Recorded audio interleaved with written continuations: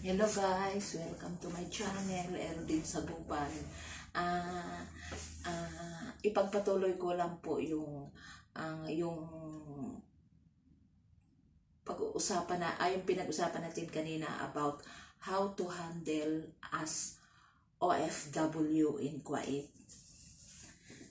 Kasi po yung mga experience ko po, di ba sabi ko po sa inyo, iba-iba yung mga amo dito. Sabi kong ganun, kaya dapat talaga nagtitiis tayo kung ano yung pinapagawa ng amo natin. Huwag tayong magreklamo kasi po pumunta po tayo dito, magtatrabaho po sa Kuwait. Hindi po tayo pumunta dito para makipag-away sa mga amo natin. Kung ano pong gusto niya, yes madam, yes ma, hindi ako nagmadam, yes ma, sabi ko. Tapos lahat po ng gusto nila, gagawin mo talaga, kasi especially pag bago ka, hindi ka pwede pong magreklamo, kasi sasabihan ka nila, bakit pumunta ka dito sa Kuwait kung magrereklamo ka? Di ba pumunta ka dito para magtrabaho? May mga Kuwaiti pong ganun. Depende po yun sa Kuwaiti, may Kuwaiti mababait, may Kuwaiti pong salbahe, may Kuwaiti pong nandudura, may Kuwaiti pong nanghahampas, may Kuwaiti pong nangungurot, para pa rin po siguro siyang Pilipino. Siguro parang kagaya rin sa atin, ganun. Pag minsan pag nagagalit sila, parang minsan hina-high blood sila, ganun, tinutupak din sila, ganun ang mga Kuwaiti. Kasi yung mga mga nararanasan ko, kasi ang ugali ko kasi dito noon, mahilig ako maglipat-lipat kasi naghahanap po talaga ako ng mabait na amo. Kasi ayoko naman kasi umuwi ng Pilipinas agad, gusto ko talaga magtagal. Alam mo, maghanap ako ng mabait na amo. Ayoko nang palipat-lipat, sabi ko gano'n. Kaya talagang naghanap kung ano po. Hindi nyo ba alam, nakatatlo po ako, yung lahat po ditong agency sa Kuwait, naikot ko po yun. Ang una ko pong agency nung dumating ako dito nung 2010, Hawali. Sa Hawali po ako galing. Pag sinabi nila na Hawali, yun po yung sikat na mga agency doon sa lugar na yun, yung Hawali. Doon po ako una, kumbaga, mga pumupunta doong mga tao mayayaman, may mga pera sa Hawali. Kasi yung Hawali po, sikat po yun sa tatlo pong mga may mga opisinang agency. Yung Hawali po ang pinakamaganda kasi mga mayaman, mga sheikh, mga milyonaryo ang pumupunta doon, bumibili sila ng mga housemaid o kasambahay. Tapos yung pangalawa, ang sabi nila, Parwania. Napuntahan ko rin yung Parwania, yung pagkabalik ko dito noong 2015. Doon po ako sa Parwania na puntang agency. Tapos noong 2012, nakapunta ako sa Fahil. Mayroon ng agency sa Fahil na naikot ko 3 agency, yung mga agency, yung mga grupo ng mga opisina ng agency. 3 lugar yun sa Kuwait, Hawali, Fahil at saka Parwania. Naikot ko po yun lahat. Kasi kaya napunta naman ako sa Fahil noon, kasi yung may inalagaan kasi ako noon na 2 bata, tapos wala silang mama. Baba lang, single dad, kasi hiniwalayan siya ng asawa kasi suplado yung amo ko eh. Tapos naninigaw siya, tapos parang nananakit siya, parang ganon. Kaya dahil dun sa amo kong lalaki na single dad na may 2 anak, sa galit niya sa akin kasi ayaw nga niya akong umalis, kasi parang sasampalin yata niya akong aksyonon, kaya umalis ako dun sa kanila. Binenta niya, sa Hawali ako galing, sa Hawali niya ako kinuha. Binenta niya ako dun sa Fahil, kasi ang mga amo dito po ang style, pag hindi nila matanggap na lumipat ka, pag nagustuhan ka nila, tapos ikaw talaga, di ba, bibilit kasi talagang ayaw mo na sa kanya, gusto mo na lumipat, di ba? Ang amo may karapatan kahit saan kang agency ibibenta. Pwede ka na ibenta sa Hawali, pwede ka na ibenta sa Fahil na agency, pwede ka na ibenta sa Parwania. Ganun sila. Tapos kaya nakarating ako sa Fahil. Yung Fahil pinakadulo yun eh. Kumbaga ito yung Hawali, Parwania, Fahil, yung Fahil pinakadulo yun, parang probinsya na yun, pinakadulo, malapit na yun Saudi. Kumbaga, ilang ano na lang, Saudi na, ganun. Sabi nila, kasabihan nila. Nakarating ako doon sa Pahil, tapos nakapag-training din ako doon. Tapos alam mo, may nag-trainingan ako doon. Ay kumuha sa akin mag-asawa. Ini-interview nila. Nagustuhan nila ako kasi magaling ako mag-English doon sa Parwania. Sa Pahil yun. Nung sa Fahil, nagustuhan ako ng mag-asawa. Yung mag-asawa, bata pa silang mag-asawa eh. Tapos yung anak nila, babae at lalaki, isang 3 years old saka isang 5 years old. Tapos, alam mo, ang amo kong babae, tuturuan ka lang kung anong gagawin, hintayin mo lang sila kung anong ipapagawa sa'yo, hintayin mo lang sila kung anong oras sila matutulog, wala silang pakialam, basta tingnan mo lang yung dalawa niyang anak. Kaya naman umayaw ako doon kasi yung anak niyang lalaki nangangagat.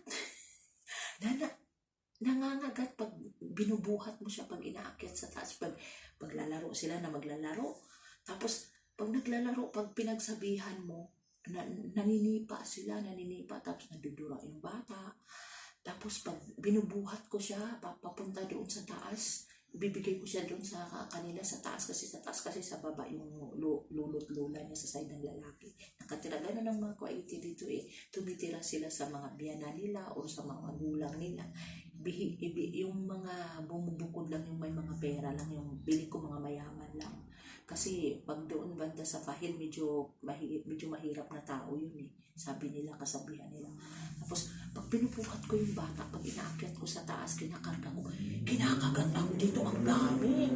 Tapos alam mo, pag tayo katulong, tinitiis talaga natin. Ako matiisin talaga ako, pero pag hindi ko kaya, sa sabog na talaga ako. Araw-araw kinakagat ako, tapos naninitim, tapos nagsusumbong ako sa mama, pinapalo na yung bata, tapos yung mga bata, yung bata, ganun pa rin ang ginagawa niya sa akin, ganun. Tapos minsan ang babato siya, namamalo. Alam mo, ang mga bata dito, hindi sila tinuturuan ng magandang asal ng magulang. Ganun ang mga bata dito. Kumbaga pinapabayaan nila, hindi nila pinapangaralan na, anak, huwag mo itong ganito. Alam mo, ang mga bata dito tumitino dahil sa mga katulong na Pilipina. Kaya ang mga Kuwaiti, gusto nila yung mga Pilipina. Kasi yung mga anak nila natutong mag-Tagalog language, natutong magalang, malambing. Tapos talagang magsasabi, nani, yaya, ginagano nila. Pahingi ng ganito, yaya, lutuan mo kung ganito, yaya. Yun, kaya gusto na talaga ng Pilipina. Tapos mabango, tapos ang Pilipina kasi, tayo, yung mahilig tayo maglambing sa mga bata, di ba? Kahit hindi natin anak, nilalambing natin sila. Yun ang nagustuhan ng Kuwaiti. Minsan pa nga, mayroon akong naranasan na may naging amo ako, inalagaan ko yung anak niya, pa lang, doon yun sa Kusor nag-alaga ako sa anak niya. Tapos alam mo, gusto ako ng amo kasi pag marunong ka mag-English, gusto ka talaga ng employer mo. Kasi ang katwiran nila, hindi sila mahilig sa English. At saka dito, ang English school, mahal sa Kuwait ang English school. Kaya basta marunong kayo mag-English, magustuhan kayo ng amo. Kinuha ako ng amo ko kasi yung anak niya 1 year old. Tapos, di ba yung edad na 1, 2, doon yung bata matututo mag-English, di ba? Yun, alam mo yung bata, tinuruan ko magtapo ng diaper niya. 1 year old pa lang yan ha. Tinuruan ko siya magtapo ng pamper niya sa basurahan. Tapos tinuturuan ko siya pag kumakain siya, yung plato nilalagay sa kusina. Nagugulat yung amo ko. Tapos tinuturuan ko siya yung tsinelas niya, ilalagay niya sa tabi. Tapos tinuturuan ko rin siya yung mga laruan niya, kalat-kalat yun, di ba? Tinuturuan ko, Hamad, I said, you get your toys, you put in the basket. Sabi ko, iligpi, you keep it. Tapos nililigpit, tapos nagugulat yung nanay kasi yung amo ko, teacher siya, pero sa sa guardian office. Tapos, siyempre araw-araw wala siya. Siyempre kami dalawa lang ng bata. Tinuturoan ko, ganito, ganito gawin mo. Like, sabi ko, Ahmad, ganito ang gawin mo. Ganun, ganun. Everyday yun. Tapos yun, naglalaro kami ng bola. Catch the ball, catch the ball. Ganun. Tapos, give me 5, give me 5. Yun, maano ako sa mga bata. Pag tapos, nagustuhan talaga pati yung tatay niyo, pulis ha, di marunong mag-English, Diyos ko, sabi ko, ano ba yun? Yung amo ko, teacher, di ba? Hindi niya alam yung English ng suka, vinegar, vinegar.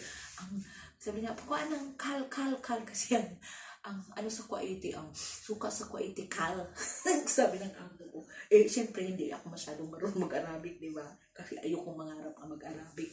Tapos sabi ko, ano yun, what's that? Tapos, sabi niya ganito, tapos yun, pumunta sa kusina, ito, sabi ko, English niyan, vinegar, sabi ko ganun. Sabi ko, dito pala sa Kuwait pa, kahit pala professional ka, hindi marunong mag-English. Kasi, kumbaga hindi sila nag-aral ng English. Iilan lang, pag mayaman ka lang, narurong ka mag-English, nakapag-aral ka sa English school. Kasi pinakamahal po dito ang English school. Tapos may mga British school pa nga dito, may German, pero pinakamahal daw English. Tapos, basta pure Arabic na. Tapos malalaman mo rin pag may pera at saka marunong mag-English pag yung may pera sila tapos nakapunta sila ng Amerika, may family doon, yun, marunong din sila mag-English. Tapos yung bata araw-araw siya natuto. Tapos naka isang taon din yata ako mahigit sa kanila Kasi yung pumunta ako doon, yung nanay, ang sabi niya isa lang anak niya, ito lang. Pagdating ko pala doon, 3 months na buntis, 4 months, yan, mga sinungaling sila. Mga sinungaling mga ko, hindi sila nagsasabi ng totoo pag kumuha sila sa agency ng katulong o sa Pilipinas, hindi totoo yung sabi niya, isa lang ang anak ko, ganito. Tapos di pala niya sinabing buntis pala siya ng 3 months, 4 months. Tapos, yung bata, ang linis niya. Tapos yung bata, lahat sumusunod siya sa akin, ganun, kasi tinuturoan ko talaga, kasi sabi ko para ko ng anak, ganun. Tapos yung bata, katabi ko rin yung, pag sa umaga, di ba, pag ang amo ko papasok ng alas 7 ng umaga, ang bata tulog, pinilalagay sa kwarto ko, magkatabi kami dalawa. Tapos yung tatay ko, kasi ang tatay ko pumapasok alas 10 ng gabi, tapos umuwi siya ng alas 10 din ng umaga, parang ganun, parang 10 to 10 siya. Tapos yung tatay ko ganun, ang trabaho niya sa gabi siya pumapasok, tapos medyo tanghali na siya dumating. Yung bata, magkatabi kami doon sa kwarto. Ang kwarto ko, mas malaki pa nga ito ko yung bata, katabi ko siya. Tapos tapos yung ginagamit din ng mga amo ko, sabi ko sa isang lang, machine lang na ganito na automatic, kasi 3 lang naman sila pangapat ako. Tapos natuto yung bata mag-English, ganun. Tapos pumupunta kami dun sa side ng lalaki. Yung nanay ng lalaki, gustong-gusto rin ako kasi, Mama, salam, Floric, how are you? Tapos mahilig yung mamigay ng pera. Tapos gustong niya talaga ako kasi yung apo daw niya, ang galing mag-English, ganun. Tapos pag may nakita yung bata ng kalat, kunwari basura, nilalagay niya sa basurahan. Tapos pag basta may toys, ililigpit niya, ganun. Tapos yung mama kabir na yun, umanga siya sa akin na magaling daw akong nani, kasi tinuturoan ko daw yung bata. Tapos nung humingi ako ng day off, tapos hindi dapat, parang yung tatay ko parang seloso, parang ayaw niya akong mag-day off, ganun. Tapos hanggang nanganak yung nanay ko, oo lang talaga tayo ng katulong. Mahirap ang katulong, pero tiisin talaga natin hanggang makuha mo yung loob nila. Tapos yun nga, yung tatay ko palagi yun siyang nag-grocery. Kami dalawa lang, o minsan kasama si mama. Tapos nag-grocery yung tatay ko, sabi niya, Dana, anong gusto mong bilhin? Kumuha ka, ganun. Tapos binabayaran niya, nag-grocery yung tatay ko, 150 kd, isang buwan na namin yun. Mahilig siya sa mga fast food, mga ganun. Pati ako, binilihan ako ng tuna, noodles, sabon, shampoo. Tapos pag naghulog ako ng pera, sinasamahan niya ako noon. Tapos humingi ako ng day off, binigyan ako. Tapos nagkaroon ulit yung nanay ko ng baby, di ba? Nanganak siya. Diyos ko, ganun pa rin. Katabi ko pa rin yung sanggol. Pati yung isa, yung malaki-laking bata. katabi ko yun, ang liig lang ng kwarto ko, malaki pa to. Nagtiis ako, kasi ganun po talaga ang katulong magtiis po talaga tayo. Nagtiis ako noon, tapos nung binigyan ako ng day off, ganun, tapos ilang buwan din yung binigyan ako ng day off, tapos ewan ko ng tatay ko, in-stop na yung day off ko, kaya lumipat ako noon, in-stop na yung day off ko, tapos nainis din ako sa amo ko noon, kasi tuwing magsasahod ako, di ang sahod ko, di ba 120? Aba, sabi niya, tuwing sahod ko, Dana, pahingi naman ng 10 KD. Sabi niya gano'n, para may pera ako. Sabi ko, Madam, sabi ko, Ma, bakit ka humihingi sa akin? Di ba amo kita? Bakit ayaw mong humingi sa asawa mo? At saka teacher ka, humihingi ka sa akin. Babawasan mo yung 120 ko ng 10 KD. Ginanon ko talaga siya. Tapos tapos sabi niya ganito, sige na Dana, pahingi ng 10 KD. Tapos yung amo din yan, mahilig din sila umuutang sa katulong ng pera. Kunwari yung nanay ko, bibili siya sa restaurant, magpa-deliver siya ng pagkain. Umuutang din siya sa akin ng pera, 10 KD, 20 KD, ganun. Umuutang din siya sa akin. Tapos babayaran na lang kita mamaya, Dana, ha, sabi niya. Pagkatapos na kumain, ganun. Tapos pinapautang ko rin siya, ganun. Tapos basta ang ayaw ko lang sa kanya, utangan na ako, hingian niya akong 10 KD. Tapos pag Eid, di ba may mga regalo ka, tapos 1 KD lang binibigay niya, Dana, napakadami mong hadiah, kasi siguro minsan naka 20 KD akong hadiah, pahingi naman ng hadiah, ganun. Ha, Madam? Sabi ko, grabe ka naman, teacher ka nga tuwing. Ginaganon ko, iba po ako nagsasabi, masama po akong magsalita sa mga amo, kasi ang akala po nila, tanga-tanga tayo. Kasi ang alam ko talaga sa mga kwaitin, pagkatulong ka, ang akala nila, habang buhay kang mga katulong habang buhay, tapos parang tingin nila sa'yo mababa. Ganun ang ng mga kwaitin. Kaya alam mo, sinasabi ko sa mga madam kong ng mga nagsasabing katulong ka lang, gato. Hoy, Madam, lahat ng Pilipina pumupunta dito, professional, may teacher, may accountant, may ganon, pero tinatry lang nilang magtrabaho sa abroad para maka-experience siya. Sabi ko, may accountant pang ako na kasama ko sa agency, tapos mayroon pa akong nag-iisang anak, may sila ng mga ilaw, mayroon silang tindahan ng mga electricity supply. Sabi ko, wag kayong Madam, sabi ko, pumunta lang naman ng mga Pilipina dito sa experience, kasi yung iba kasi pag may experience ka sa ibang bansa, pag pumunta ka na ibang bansa, madali ka nang matanggap. Kunwari, galing ka sa close country, pupunta ka ng open country, Hong Kong, Taiwan, mabilis ka lang kasi ex-abroad ka. Yun yung pag-aalam ko sa mga ibang agency, paglilipat ka ng ibang bansa. Tapos yung mga quality, masakit sila magsalita, gano'n. Saka guilty sila sa Pilipina kasi malinis tayo, hindi sila malinis. Hindi sila araw-araw naliligo. Tapos pag umaalis sila, yung kulay itim nila, hindi yun araw-araw nililinisan, linggo-linggo yun, or hindi nila nilalaban yun. Tapos kahit nakapambahay sila, kukuluban lang nila ng kulay itim, lalabas sila, pinagpaplantya sa akin. Naranasan ko yun. Tapos mayroon din akong naging employer noon na yung ang gusto niya, pag itong na amo na ito, pagpapasok sila sa trabaho, kunwari, di ba yung amo ko teacher, tapos yung baba ko pulis, alam mo, nilalak yung pintuan. Kami lang dalawa ng anak niyang 1-year-old na lalaki. Aba, nilalak niya, tapos ang bahay namin, second floor. Alam mo, sabi ko talaga, Madam, sabi ko, pag hindi mo bubuksan to, pag nakapadlock to, pag walang susi, sabi ko, pag nasunog, tatalon ako sa bintana, iiwan ko talaga anak mo. Tapos patawa-tawa lang siya. Sabi ko, sa totoo lang, uunahin ko yung sarili ko. Bakit ko unahin ko yung anak mo kung masunog?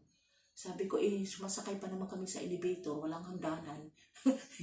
May hagdanan dito sa gilid. Nakalak din ang pintuan. Paano kami makaano? Kumbaga nakalak na, natatakot siyang nanakawan o agon, parang feeling ko gano'n. Pero kaya nga sabi ko, alam mo Madam, mo lang magstay sa'yo dito kung ipadlock mo. Hindi mo ako bibigyan ng susi. Simula nun, iniwanan na niya yung susi. Sabi ko talaga, Madam, pag sunog, sabi ko, kasi yung kusina open yun, di ba? May hagdanan na maliit. Sabi ko, tatalon talaga ako sa hagdanan, kukuha talaga ako ng mga kumot. Tapos unahin ko sarili ko, bakit unahin ko yung anak mo pag nasunog? Kayo naman ang may gusto na na pinapadlock mo kami. Naranasan ko rin yun na pinadlock ako na amo ko para akong nakakulong. Tapos naano ko rin yun naranasan ko rin dito sa Kuwait na yung nagtapon ako ng basura sa labas. Napadlakan ako ng gate, hindi ako nakapasok. Naranasan ko yun. Isang oras ako dun sa labas, hinintay ko yung madam ko na dumating. Kasi walang susi yung gate. Kumbaga, hinangin, napadlock ako. Diyos ko, Lord. Tapos, ilang beses ko na yun na naranasan na napadlakan ako. Tapos, dito naman sa, yung nakapagtrabaho naman ako dito sa Roda, at naman yung amo ko, matandang lalaki lang. Siya, hindi siya masyadong makakakita. Yun, istrikto siya, pero yun, ko sa kanya, yung bibigyan ko siya ng gamot, pampatak sa mata, pinapainom siya ng tabletas, kami doon, tatlo kami magkasama mga Pilipina eh. Tapos yung isa tagaluto, yung isa ako yung naging alalay ni Baba, dinadala ko siya sa ospital. Tapos yung isang Pilipina naglinis-linis lang. Basta lang, bantayan mo lang yung tigulang, nasa sala siya, nasa parang katabi ka ng kusina, parang maliit lang siya, mas maliit pa siya dito. Doon ka mamlansya, pwede ka magtahi doon kasi may machine silang patahian eh. Doon ka mag-isip. Tatawagin lang ako ng tigulang, Dana, patakan mo yung mata ko, Dana, pupunta ako ng ganito, samahan mo ako, ihatid mo ako sa banyo, ganito. Alalayan kasi ang mga Kuwaiti, ang lahi po nila, yung mata nila, parang may kulay puti dito, parang katarata. Hindi yata nauupirahan yun eh. Yun ang generation ng Kuwait, may sakit sila sa mata. Hindi nauupirahan, parang sa mga lahi nila, magulang nila, parang gano'n. Yun, hinahatid ko lang doon, tapos yung naamo ko, pinapaday-off niya ako, tapos basta mabait ka lang sa amo mo, mabait siya. Tapos pag nakakuot siya sa lubot, sa kwarto niya, ang daming KitKat na chocolate. May time siya na magbibigay sa amin, 2-2 piraso, 3 lang kami katulong, di ba? Bigay siya ng KitKat, gano'n.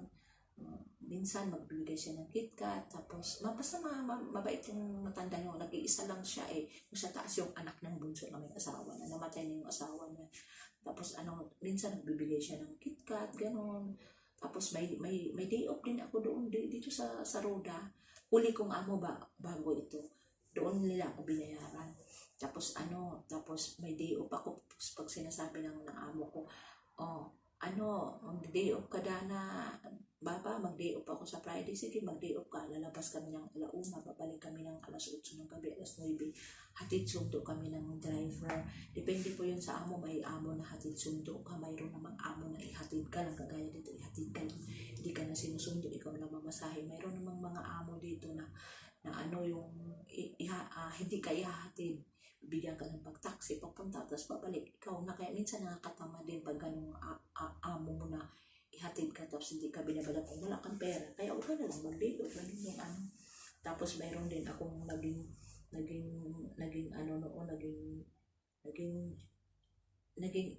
employer noon na wala siyang pakialam kahit anong gagawin mo sa anak niya. Basta bantayan mo lang siya, alagaan mo lang siya, walang problema sa employer. Ganun yung mga employer. Swerte-swertihan lang talaga hanggang maging OFW. Tapos mayroon din ako, yung si Mama Huda, di ba, mayroon akong naging among Mama Huda, taga Mubarakia. Alam mo na, kahit madaldal siya, maldita, magaling mag-English. Alam mo, nung nakatira ako sa kanya, hanggang nakatira ako sa kapatid niya, hanggang nakatira ako sa nanay niya, tuwing birthday ko, binibigyan po niya ako ng cake. Mayroon po akong mayroon po akong katibayan yan. Kasi sa Facebook, mayroon po ako noong 2012 ko yata ang birthday yun na may cake. Basta 3 beses niya po ako, 3 beses o 2 beses niya ako binilihan ng cake. Binanuhan niya talaga ako ng cake. Yung one time na nag-birthday ako, kasama ko yung yung Mama Huda, yung kapatid ng Mama Hypa, yung katulong, yung si katulong na si Mere Clara, birthday ko doon ako sa Jabria nag-celebrate, pero sa Mubarak Al-Kabir ka na kami katira, dinala ko yung cake doon kami dalawa ni Mere Clara at saka si Maribik kumakain doon sa cake, pinicturean pa nga ako noon eh. Binigyan niya ako ng cake, tapos nag-birthday din ako, nagkataon na Friday, binigyan din niya ako ng cake, tapos 5 KD, tapos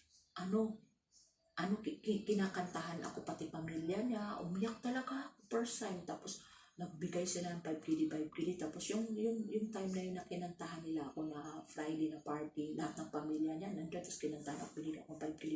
Alam mo, sabi ko sa amo ko, ma, hindi ako maghanda, ma, sabi ko ganun, ihanda ko na lang to pag uwi ko ng Pilipinas, pag birthday ko. Ganun din ang ginawa ko pag uwi ko ng Pilipinas, ng birthday ako doon, naghanda talaga ako, kasi galing yun sa kanila, pangako ko nila, maghanda ako doon, maghanda talaga ako sa Pilipinas, sa mga anak ko.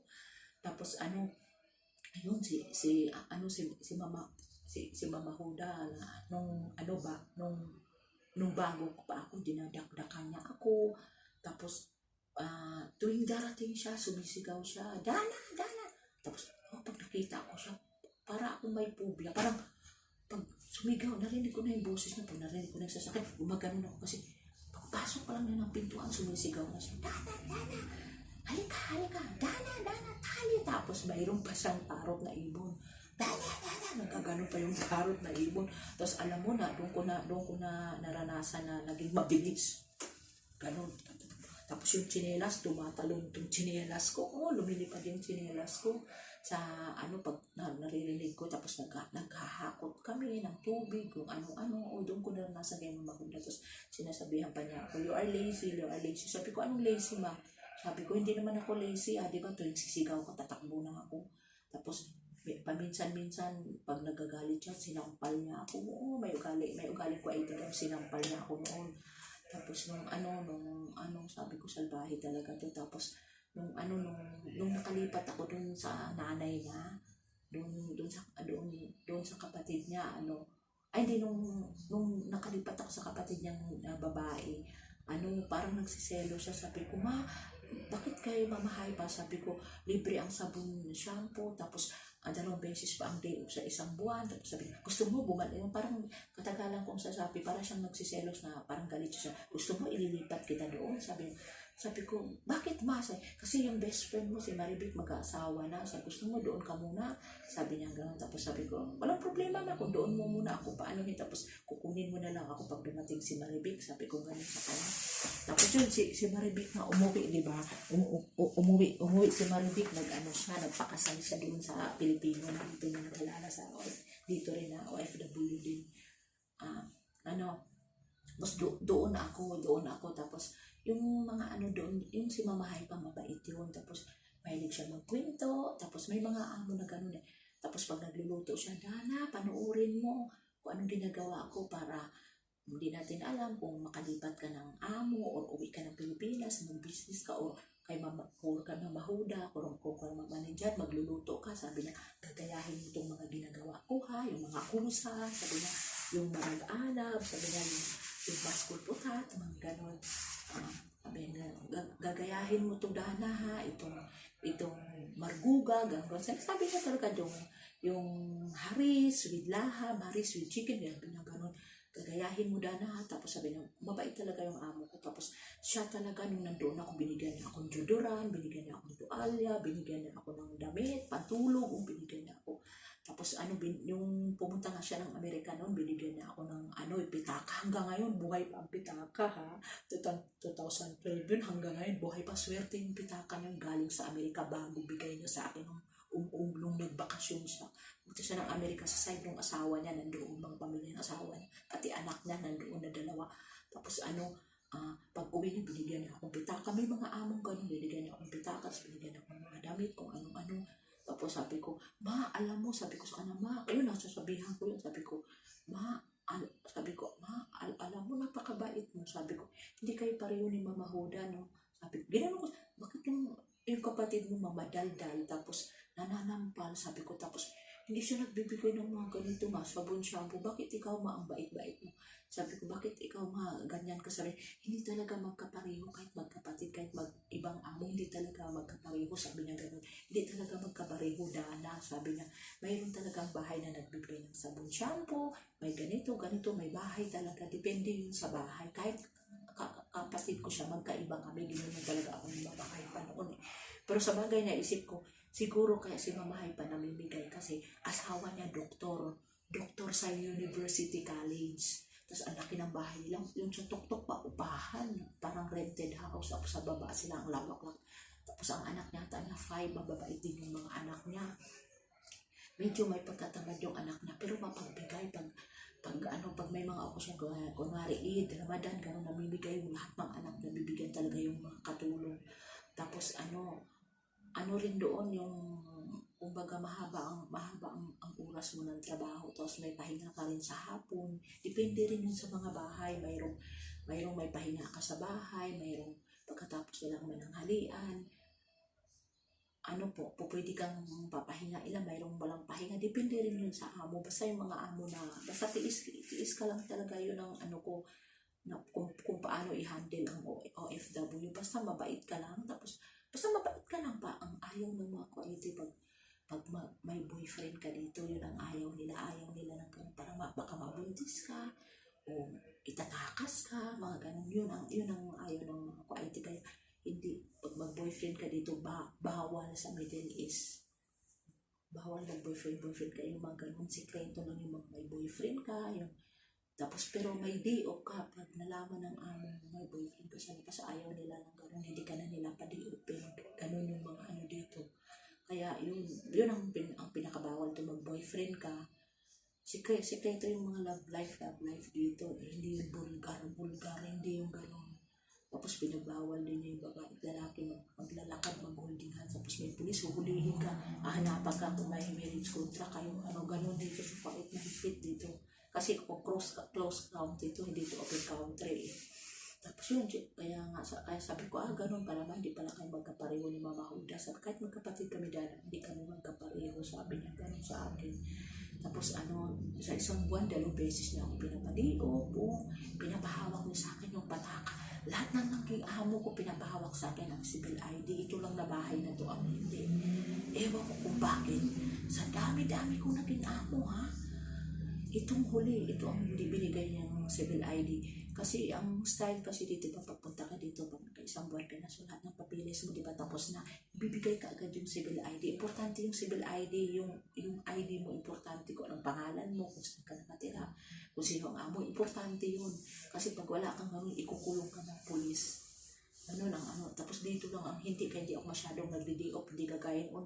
Saka parang nagsasawa na rin ako sa day off Yung kasi ang day off ko, 1:00 hanggang 8:00 ng gabi, umahaba. Dito ang day off ko, 3 oras lang, tapos tawagan ka ng tawagan. Ang ginagawa, pinapatay ko yung cellphone para hindi ako tawagan ng tawagan.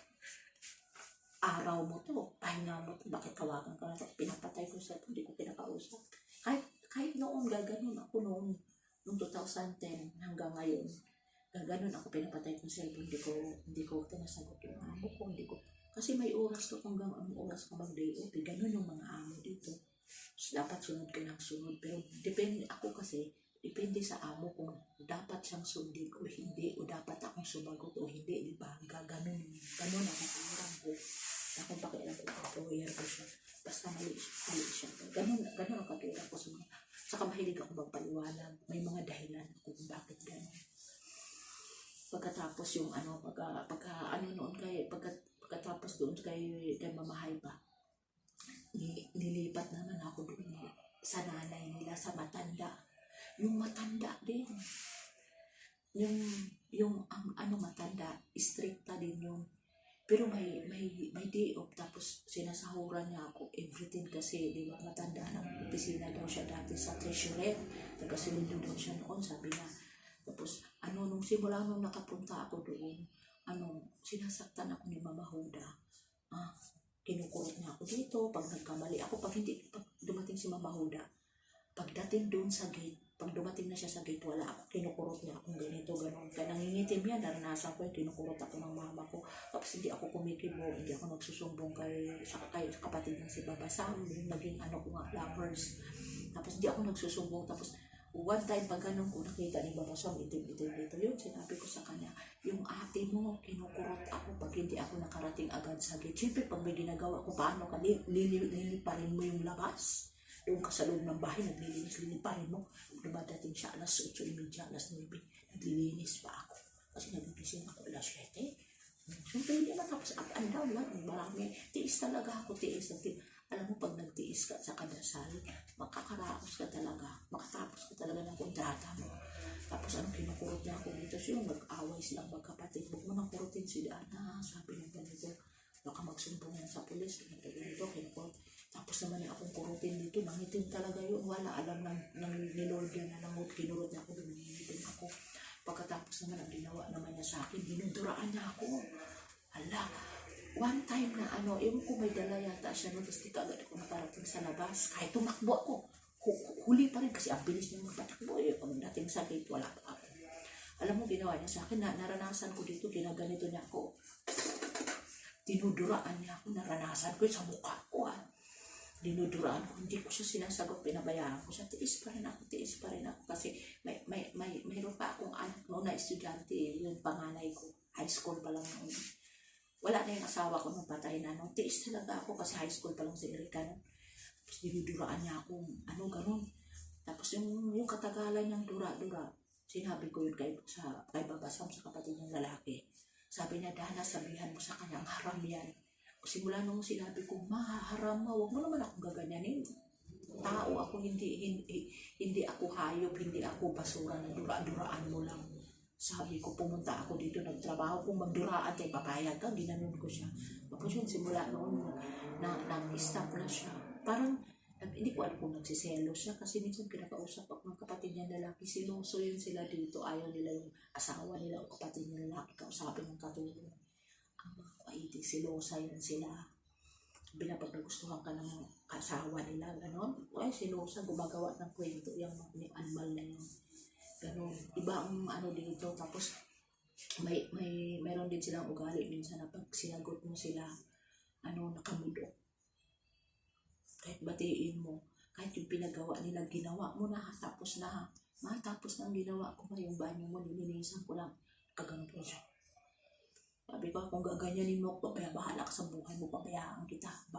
Tingnan natin, babatiin mo rin ako, tapos binabati din niya. Ang mga kwaiti minsan, kala mo matapang, peste. Pag lumaban ka, hindi yan sila matapang. Luluhod ka sa'yo yan. Saka ang style lang kwaiti, kunwari, itong bahay na ito nagagalit ako. Tapos gusto kong lumipat, diba? Tapos ayaw nila. Gusto ko talagang lumipat. Tapos kasi ang style ko pag nagalit ako, bago pa lang ako magalit, pinaplano ko na yan. Tawagan ko si ganito, tawagan ko si Jane, tawagan ko si Girlie, tawagan ko si Rose, tatawagan ko si Ate Emily, tanungin ko kung kailangan ng housemaid, kailangan ng trabaho sa labas. Ganun ugali ko bago ko tirahin ang amo ko. Nakaplano na bago ako tuwing lilipat ako ng bahay, pinaplano ko yun kasi marami akong sa labas kilala. Mga kaibigan ko dati 2010, hanggang ngayon nandito pa sa labas eh. Ako nga lang hindi makalabas-labas, hinihintay nila ako.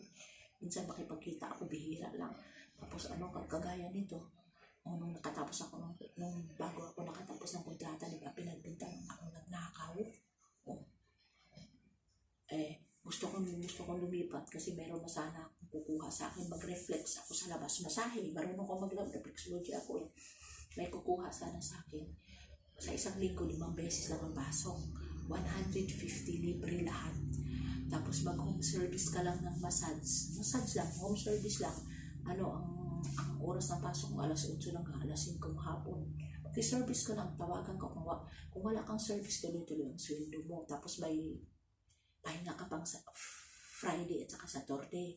Ganun ang Tapos nakakuha na ako ng ang style ng kwaiti, pag alam nilang gusto mo talagang lumipat, gusto mo, may hamo ka lang nakahintay, ayaw nilang pumayag. Doon nila tataasan ang sweldo mo. Ang style ng kwaiti at saka katulong, maglalaban kayo. Tapos pag kunwari ayaw nilang pumayag, nililipat ka.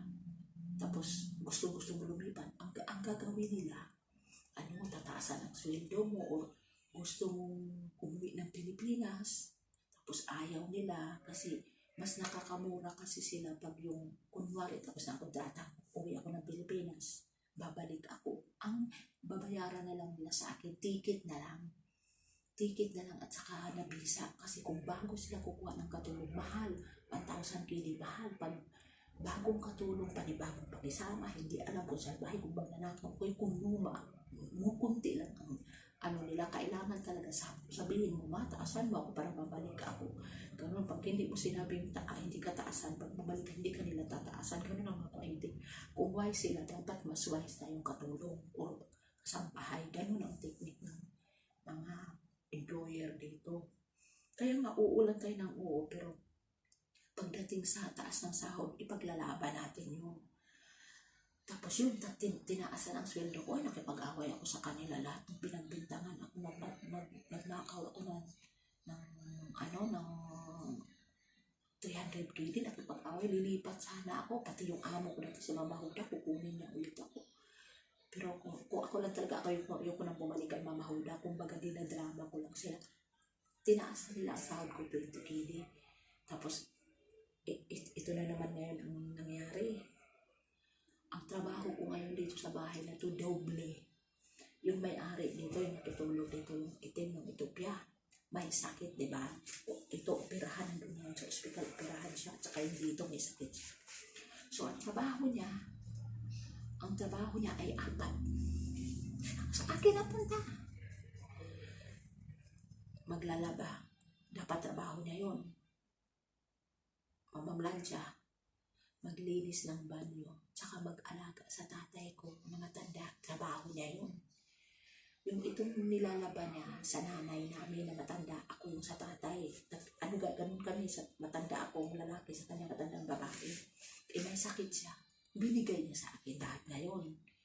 Kaya ang trabaho ko, 2 tapo. Kaya minsan, pag napapagod ako, pag gutom ako, pag tinatawag ako, pagod na talaga ako. Alam mo, sinasabi ko sa tigulang, hindi ko kaya. Katawan ko hati-hatiin, hindi ko kaya. Ginanon ko sila. Katatapos ko lang naglinis sa banyo ng asawa mo. Sabi ko, hindi pa ako nakaluto ng pagkain, hindi pa ako nakakain, sabi ko. Tapos tinatawag mo, naka-apron pa ako kasi magluluto ako ng pagkain kong hapunan, pananghalian. Minsan nakakapananghalian ako ng alas 5 ng hapon, minsan alas 4. Ito ngayon na nakapananghalian ako alas 3:30 kasi nagluto pa ako ng chicken roasted. Ganun. Alam mo, mas mahirap ang trabaho ko ngayon kaysa dati. Alam mo, minsan sumusurrender ako. Kasi doble yung trabaho ko, tapos yung mga ibang amo, hindi nila nakikita, hindi nila naisip na mahirap ang trabaho ng kasambahay. Itong bahay na to, wala silang puso. Ang yaman nila may real estate sila. Hindi ko lang alam kung sa kanila yung private na hospital, yung anak ng doktor doon, nagdodoktor, hindi ko alam kung sa kanila yung tigulang, marami siyang paupahan. Pero hindi, kuripot siya. Bumibili pa kami ng pagkain namin. Libre lang dito chicken. Kaya palagi mo ako makikita ang luluto ng chicken. Tsaka patatas. Yung mga gulay sa labas. Yung mga balunggay. Yung talbos na kamote. Mga katulong lang ang tatanim yan para may makain kami. Ganon kami dito. Tapos, yung tagaluto namin, lulutuan lang namin yung tatay namin at saka yung anak niya ng kunting kanin. Ito sinusobraan niya. Noon ko kinakain ko noon, medyo ang pagkain kasi ng Kuwaiti, maraming asin, maraming mantika. Ganun ang mga pagkain na minsan hindi ako kumakain kasi marami siyang mag-asin ako minsan ko, nagkaganon yung tiyan ko, kaya hindi ako kumakain, ganun. Tapos, minsan yung pag-Arabian, shrimp yung pag-shrimp, gusto ko yung ginagawa niya. Shrimp na marag, shrimp na machubos, gano'n. Tapos yung machubos chicken, yun, gusto ko yung luto niya. Pero yung laham, yung karof, yun yung laham dito. Karof, yun, hindi ko kinakain kasi malangtod. Parang mas malangtod pa siya sa goat na hayop goat. Tapos di ako kumakain. Basta yung tsaka isda, pinipili ko lang kung ano yung niluluto yung gusto kong kainin. Hindi yung araw-araw talaga kumakain ako sa mga, hindi ganun. Kasi sa mga amo ko lang yun. Tapos yung trabaho ko dito, yun, ganun. Trabaho ko dalawang ako.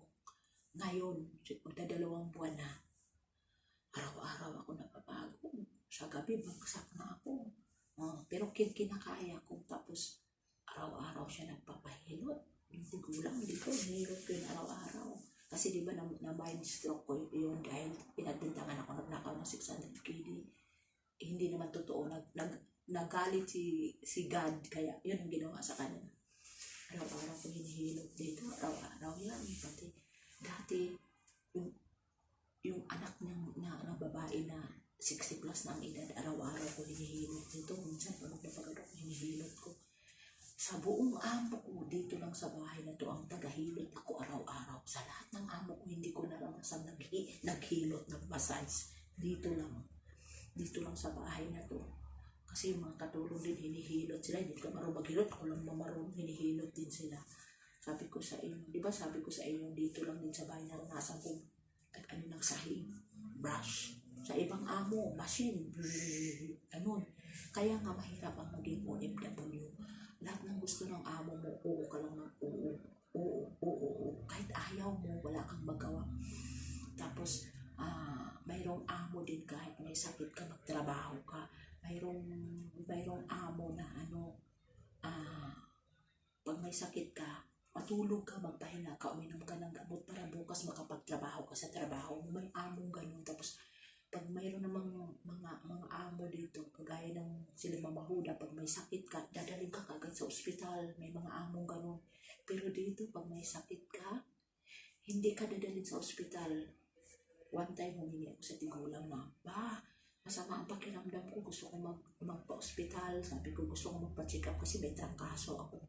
Binigyan ako ng 2 pirasong Panadol, 2 piraso, 500 gram.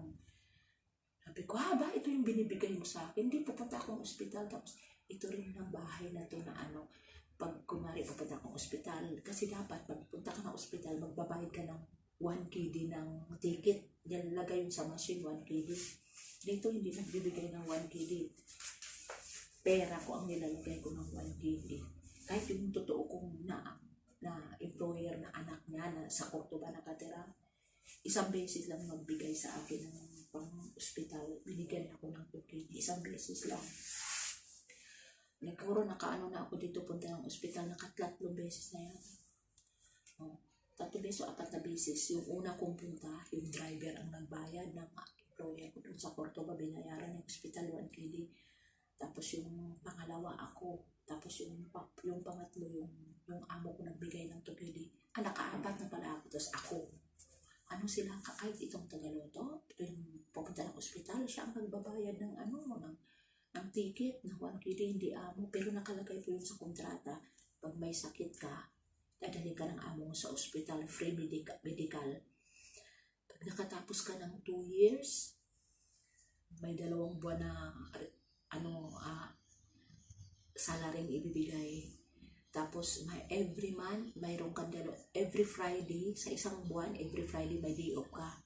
Pero yung iba ang ginawa dito, once a month lang may day off ka. Dito, sa isang buwan, 3 oras lang.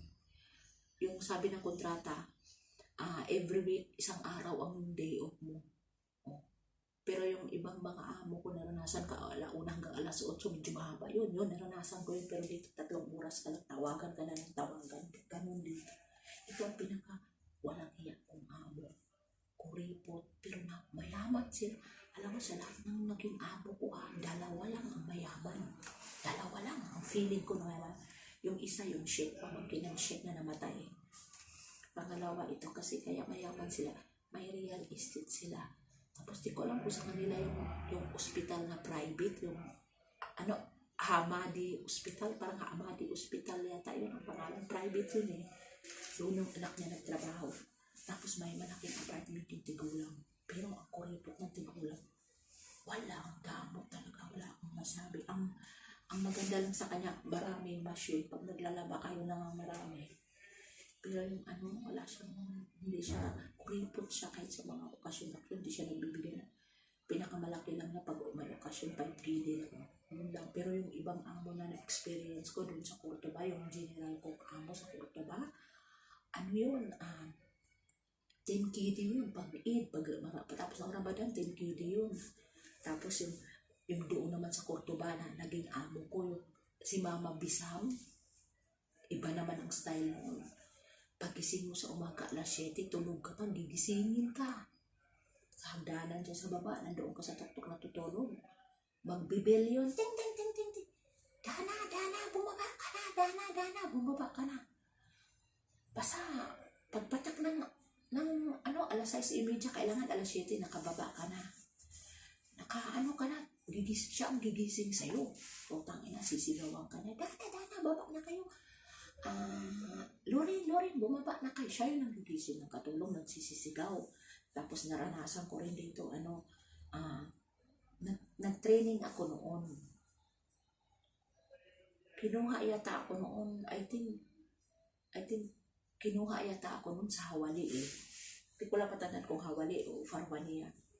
Kinuha ako ng amo. Ang sabi nung naamo, kukuha daw sila ng kasambahay. Pagdating ko doon sa bahay nila, alam mo, inalagaan ko. Dalaga na siya, para siyang abnormal. Na hindi makapagsalita sa ganun siya magsalita, abnormal. Tapos dalaga kasi may menstruation siya. Tapos tumatay siya, sa panty lang, ganun. Hindi ko kaya, sumurinder ako doon. Hindi ko kaya. Alam mo yung nanay, ang anak niya, nilak lang niya sa pintuan. Kunwari ito, dito natutulog yung anak ng babae. May pintuan dyan. Doon yung magulang, nakapadlock yan. Kumbaga, ako lang ang tumitingin sa anak ng abnormal na dalaga, I think 22 years old or 24 years old. Ako lang kasama. Tatay, surrender ako, sumusuka ako. Pakakainin mo siya, tapos pag matulog siya sa gabi, dinadayapiran ko siya, dalaga na siya eh. Tapos pag sa araw, hindi mo siya dayapiran, umiihi siya sa panty, tumatay siya, naranasan ko yan dito sa quiet. Amo, sumurinder ako, 2 linggo, sumurinder ako. Tapos yung inalagaan ko, yung abnormal na yun na babae, dito sa gilid nila na bahay din, parang ganun-ganun yung bahay eh. May matanda doon, lula pala ng bata yun. Nagustuhan ako, kinuha ako. Tapos, binigyan niya ako ng mga damit, kung ano-ano, tapos nagustuhan niya ako. Ang sahod ko nun sa abnormal noon, 60 KD. Tapos kinuha ako ng matanda. Ang gusto ng matanda na sasahuran daw na ako ng 100. Eh, malaki na yun ng 100, di ba? Noong 2011. Tapos gusto ko sana yung matanda ng alalayan mo kung saan siya pupunta. Ang problema, walang day off. Doon ako umatras. Tapos alam mo, kinausap pa ako ng anak ng lalaki. Tinawagan pa ako sa cellphone na, Dana, gustong-gusto ka ng nanay ko, kasama palagi. Eh sabi ko, bigyan niyo ako ng day off. Kung hindi niyo ako bibigyan ng day off, hindi ako mag-stay sa inyo. Sabi ko, gusto ko pong may day off kasi para mabisita po yung anak ko. Sabi ko, para matawagan ko po yung anak ko. Maghulog po ko ng pera. Importante pa, hindi pumayag yung tigulang. Binawi yung mga damit na binigay niya sa akin. Binawi niya. May mga among ganun, binawi niya. Binalik ko sa kanya ulit. Tapos may bagong katulong, binigay niya dun sa bagong katulong. Umalis na ako. Tsaka ayoko din dun kasi kahit nandun ako sa tigulang, nandoon din yung abnormal. Minsan pumupunta doon sa bahay ng tigulang sa kwarto. Surrender ako, naranasan ko rin ng ganyan dito. Tapos, yun, kasi ako, pag hindi maganda ang amo, pag hindi ko nagustuhan, lumilipat ako. Kahit wala akong pera, basta hintayin ko lang na may pera ako. Ugali ko kasi palipat-lipat ako noon. Ang dami kong naging amo dito. Nakatira ako noon sa Jabria, nakatira ako noon sa Salmia, nakatira ako noon sa Manggap, nakatira ako noon sa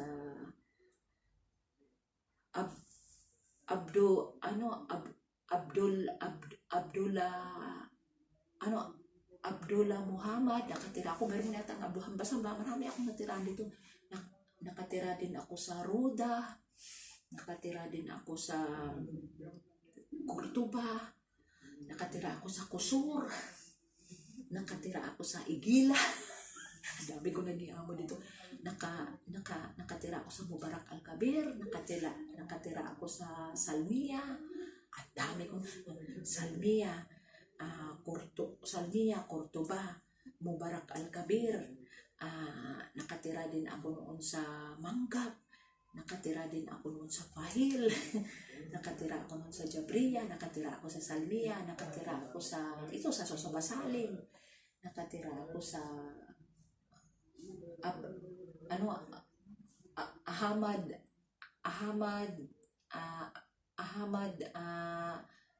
Mubarakiya. Nakatira din ako noon. Nakatira din ako noon sa Hawali. Nakatira din ako noon sa Farwaniya. Ang dami kong, puro 50 na lugar dito sa Hawaii natirahan ko. Mayroon dalawang linggo lang ako. Dalawang linggo lang ako nakatira. Mayroon akong isang buwan nakatira. Ganun yung Nama!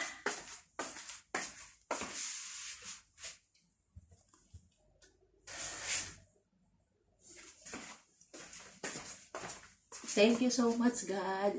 Guys, thank you. Salamat sa lahat ng mga kwento ko. God bless you. Salamat. Bye-bye. Salamat.